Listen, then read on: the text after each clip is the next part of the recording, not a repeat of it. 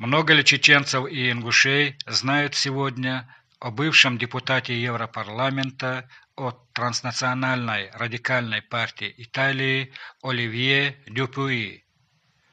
Между тем, именно благодаря неимоверной стойкости, упорству и принципиальности этого человека в 2004 году была принята резолюция Европарламента о признании депортации чеченцев Сталиным в 1944 году актом геноцида.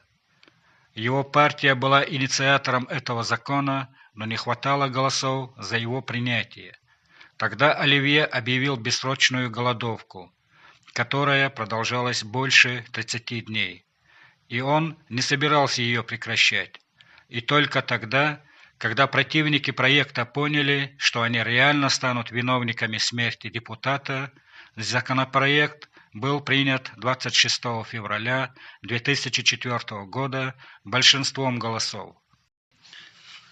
Оливье до последнего ходил на заседание парламента, он сидел там бледный, истощавший, с ввалившимися глазами, похожий на смерть.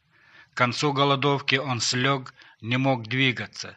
Его уговаривали прекратить в обмен на какие-то полумеры и компромиссы, и просто из человеческого сочувствия. Ничего не помогало.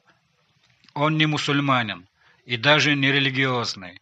Он не имел никаких кавказских корней, он не лоббировал ничьи коммерческие интересы, его никто не подкупал.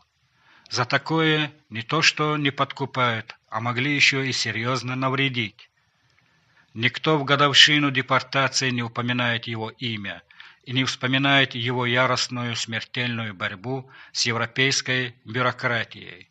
Между тем, эта резолюция стала первым важнейшим международным решением и, по сути, краеугольным камнем международной юриспруденции, касающейся ответственности за массовое уничтожение народа.